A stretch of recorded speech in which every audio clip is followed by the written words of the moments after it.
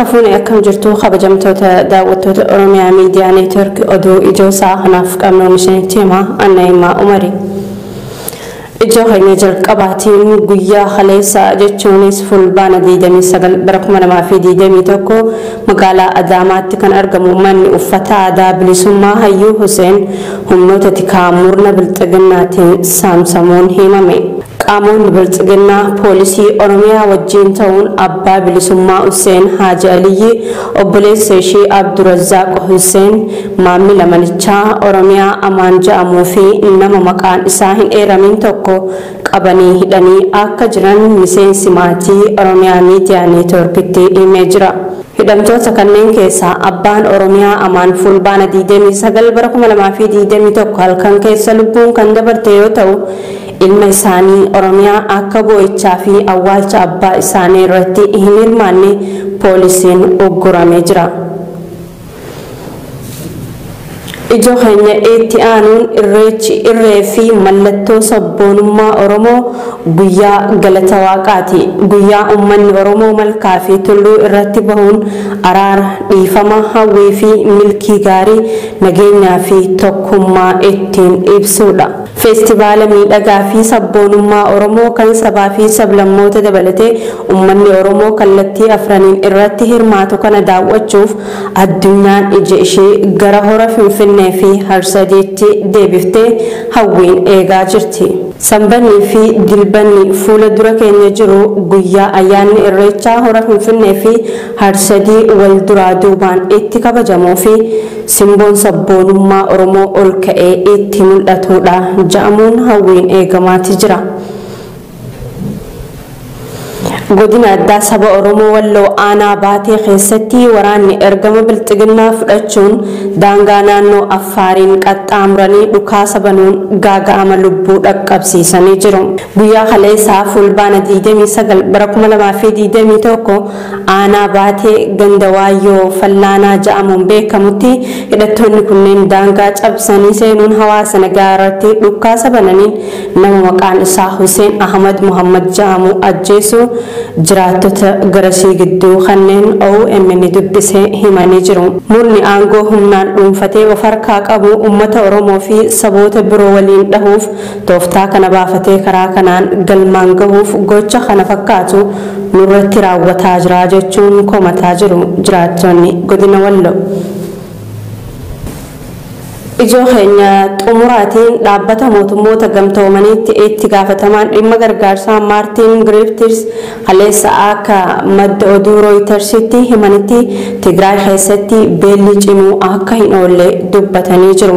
Konkolaattonni gargaarsa fe'anii Tigraay seenan erga danqabanii ji'a 3 ta'uu isaa kan himan Maartiin beelichi waan namaan uumame waan ta'eef kan fala argachuu danda'u tarkaanfii mootummaan fudhatuuni jedhanii jiru.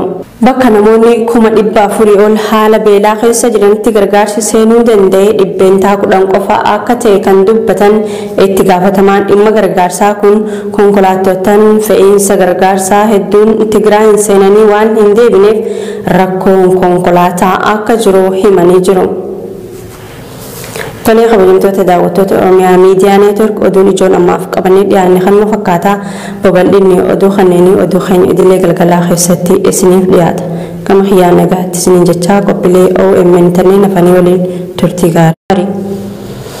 Ijoo keenya jalqabaatiin guyyaa kaleessaa jechuunis fulbaana 29 bara 2021 magaalaa Adaamaatti kan argamu manni uffata aadaa bilisummaa Hayyuu Huseen humnoota tikaa murna bilxiginnaatiin saamsamuun himame.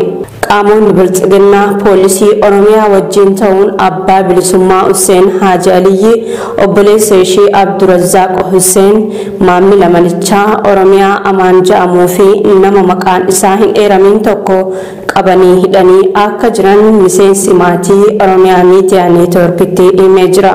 Hidhamtoota kanneen keessaa abbaan Oromiyaa Amaan fulbaana 29 bara 2021 halkan keessa lubbuun kan dabarte yoo ta'u ilma isaanii Oromiyaa akka boo'ichaa fi awwaalcha abbaa isaanii irratti hin hirmaanne poolisiin ugguramee jira.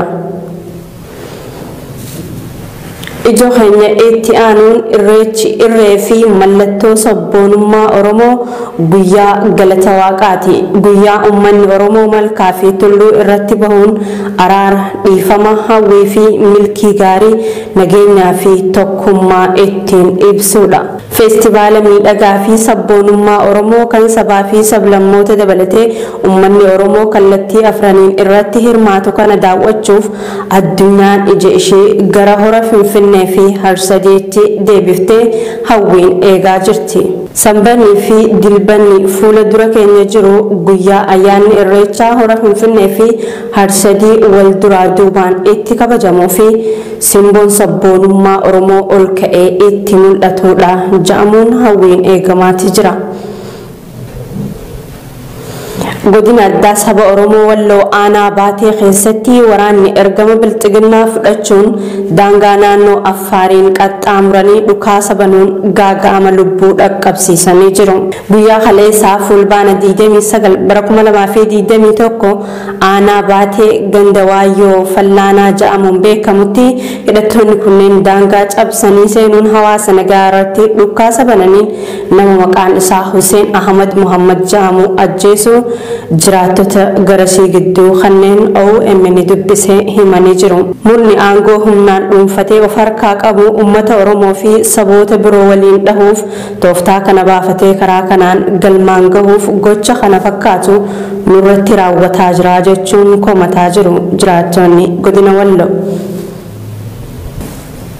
Ijoo keenya xumuraatiin dhaabbata mootummoota gamtoomaniitti itti gaafatamaan dhimma gargaarsaa Maartin Griffiths kaleessa akka madda oduu Rooyitersitti himanitti Tigraay keessatti beelli cimuu akka hin oolle dubbatanii jiru. Konkolaattonni gargaarsa fe'anii Tigraay seenan erga danqabanii ji'a 3 ta'uu isaa kan himan Maartin beelichi waan namaan uumame waan ta'eef kan fala argachuu danda'u tarkaanfii mootummaan fudhatuuni jedhanii jiru. Bakka namoonni 400,000 ol haala beelaa keessa jiranitti gargaarsi seenuu danda'e dhibbeentaa 10 qofa akka ta'e kan dubbatan itti gaafatamaan dhimma gargaarsaa kun konkolaattootaan fe'iinsa gargaarsaa hedduun Tigraayin seenanii waan hin deebineef rakkoon konkolaataa akka jiru himanii jiru. Tolee kabajamtoota daawwattoota Oromiyaa Miidiyaa Neetwork oduun ijoon ammaaf qabannee dhiyaanne kan nu fakkaata babal'inni oduu kanneenii oduu keenya idilee galgalaa keessatti isiniif dhiyaata. Gama xiyyaa nagaatti isiniin jechaa qophiilee OMN tanneen afanii waliin turtii gaarii.